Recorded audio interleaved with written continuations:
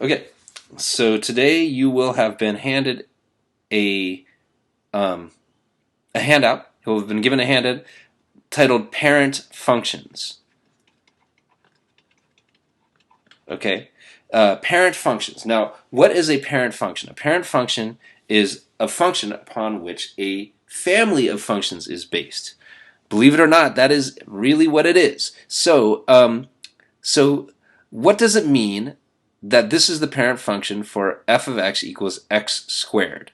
Okay, that means that any quadratic equation, so you could have a quadratic equation that was f of x equals 3x squared minus 5x plus 10. You could have one that was called g of x equals negative 1/4 x squared plus 3x. You could have a quadratic equation that was, I don't know, negative 12/17 x squared minus 4.86 x plus 289. No matter what these were, you could even have, something that you might see in physics. Let's call it f of t equals, 25 plus 3x minus 60. Sorry, I should have said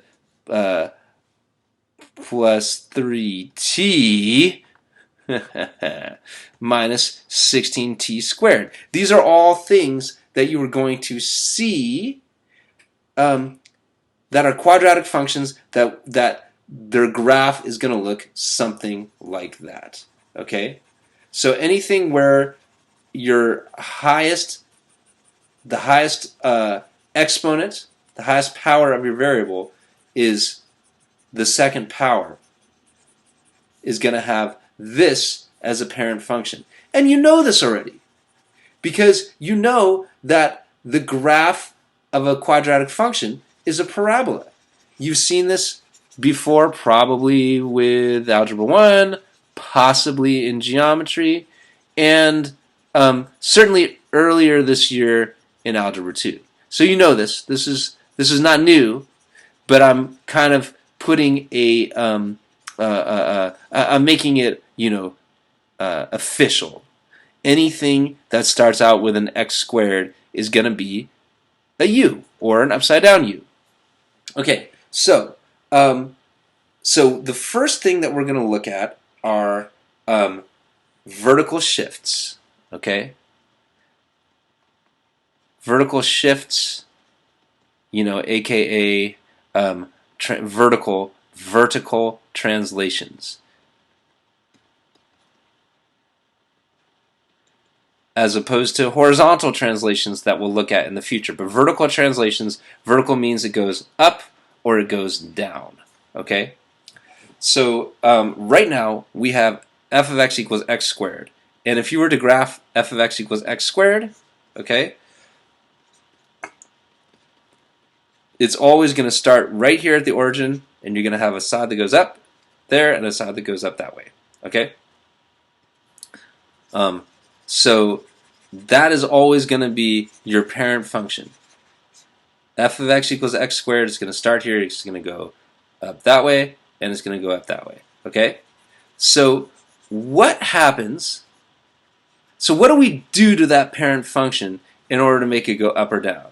So what we end up doing is there's something that we can do mathematically to that parent function to make it go up or down. And that's what we're going to look at right now. We're going to look at what to do mathematically to a parent function to make it go up or down. Let's see. So here is our beautiful coordinate grid with our x and y axes. And here is our parent function. I've got f of x equals x squared. Oh my god. F of x equals x squared is my parent function. Okay? And I want this sucker to go up. I want it to translate it up. If I'm going to translate it up, the only thing I need to do to it is I need to add a constant to it. So let's say I want it to go up 2 units. literally all I do is say f of x equals x squared plus 2. And that's it. The plus means it goes up, and the 2 means it goes up 2 units. Okay? So now my image for this, okay, for this one right here, my image of my parent function is it's going to start here, and it's going to go like this, and like this. And that's literally all there is to it. It's ridiculously easy. Okay, let's say I want it to go down.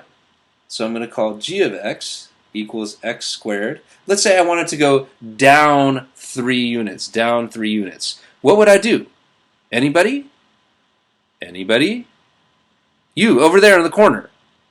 That's right.